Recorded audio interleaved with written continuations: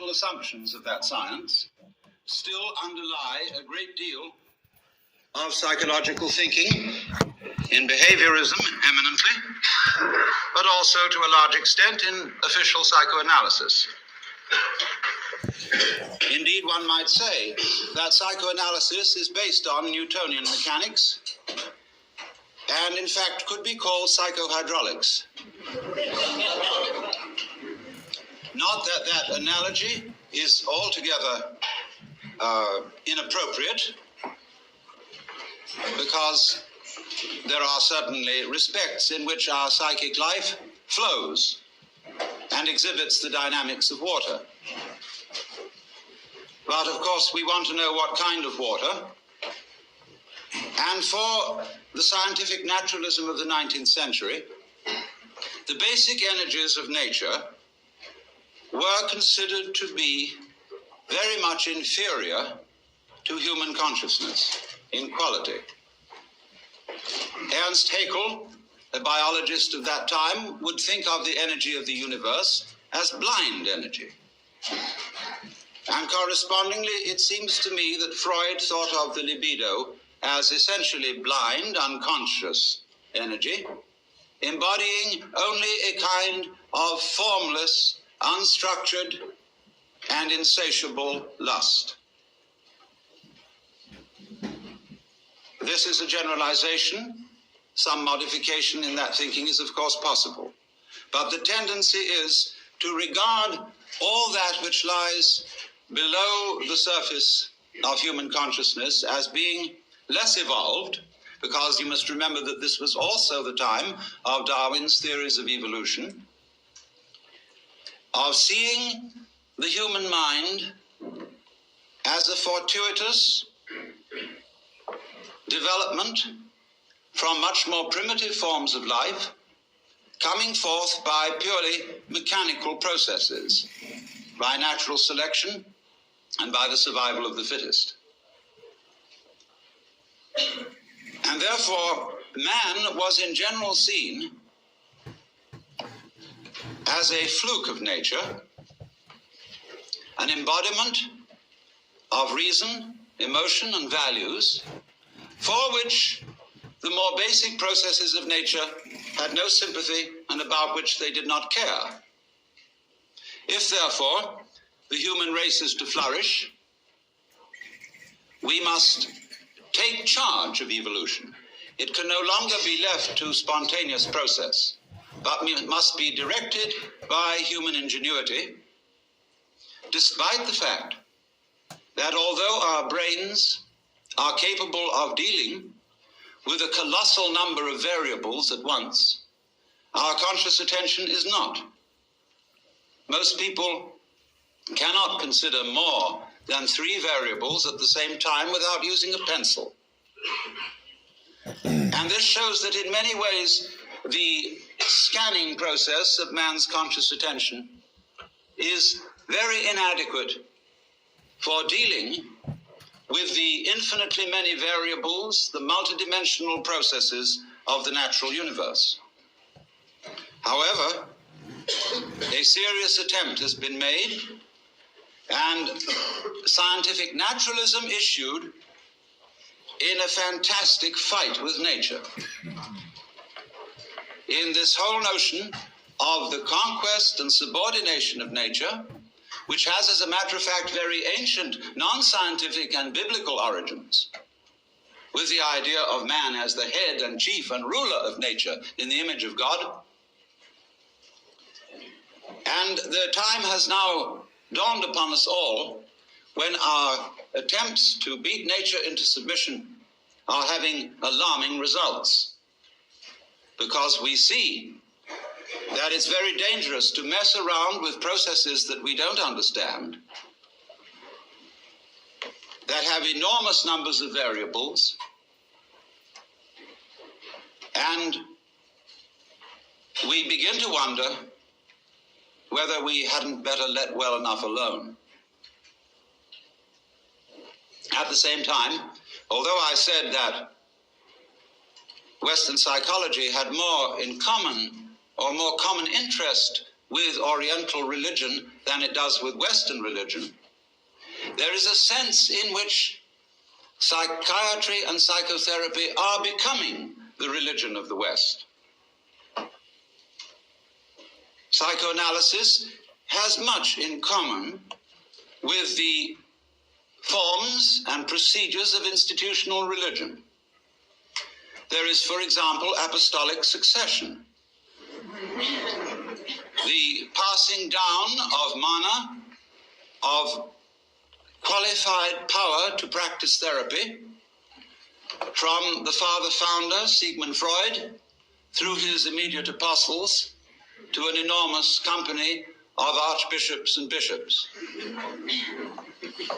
among whom there are, of course, as there were with Christianity, heresiarchs, such as Jung and Grodek and Rank and Reich. And the heresiarchs are duly excommunicated and anathematized.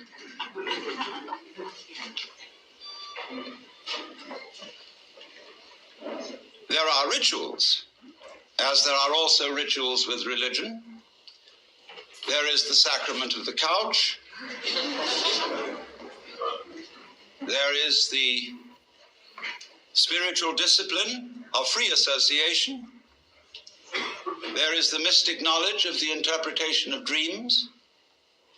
And there are also the two great symbolic fetishes, the long one and the round one.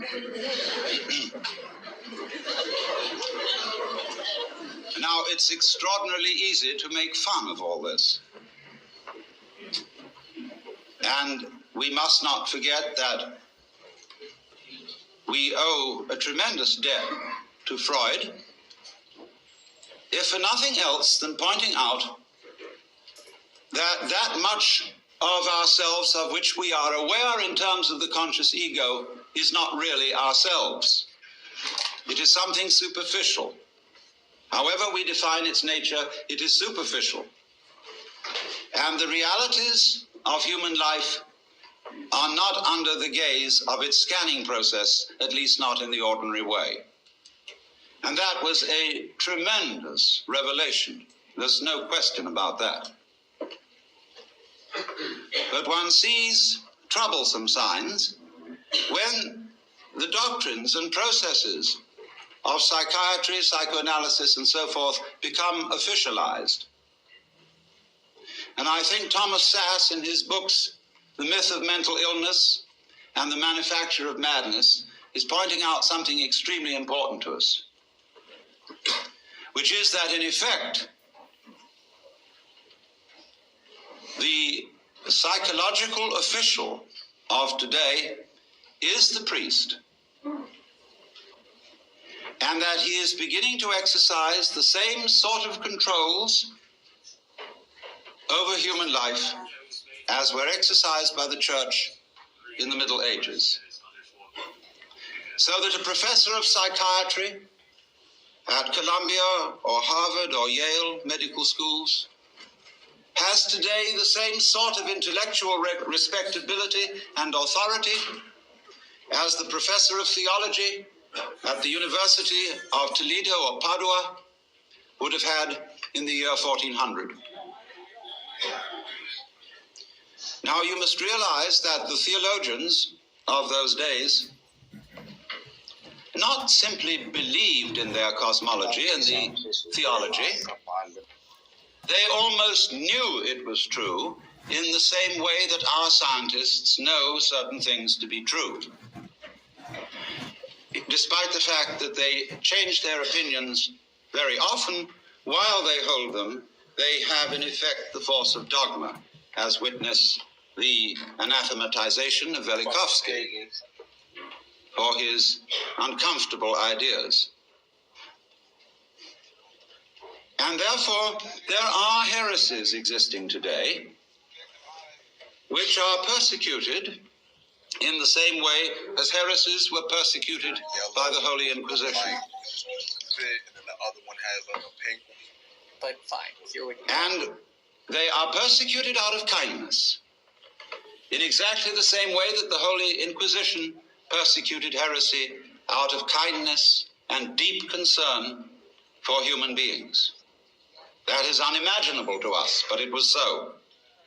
For after all, if you seriously believed that someone who did not hold the Catholic faith and who voluntarily rejected it would be tortured physically and spiritually forever and ever and ever in hell, Then David, you would resort to almost any means to preserve a fellow human being from such a fate, 2,000 years ago, which was Christ, especially if the complaint or disease of heresy from which he suffered was infectious.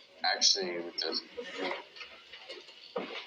You would first of all reason with him. And if he was not responsive to reason, you would resort to abuse and to forceful argument. And if he was not responsive to that, you would give him shock treatment and bang him about. If that didn't work, the thumbscrew and the rack and the Iron Maiden.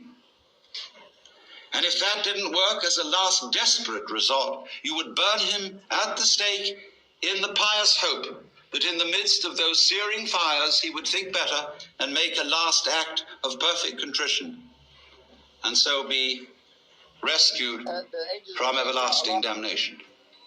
And you did all this in the spirit of this is going to hurt me more than it's going to hurt you. In the spirit of a surgeon who is very, very sorry indeed that he has to make you undergo this extremely painful operation. But it is in your best interests, and there really is at least a 50-50 chance that you may survive. And so, therefore, in perfectly scientific medical spirit, people may be very arbitrarily and without due process deprived of their civil rights, incarcerated in prisons that are in many cases much worse than prisons for criminals, and generally left to rot, be neglected and ignored, and when bumptious, given shock treatment or put in solitary confinement. For what?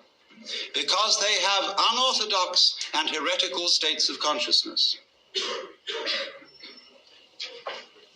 A lot of these people are not dangerous until provoked into being dangerous by being ignored, by being treated as machines, and in generally defined as non-human. And if you are defined as non-human, there's precious little you can do about it, because everything you say that sounds human will be taken as a kind of utterance of a mechanical man, as imitating humanness out of lunatic cunning. You will be suspicious. Everything you say will be listened to in a different way and with different ears.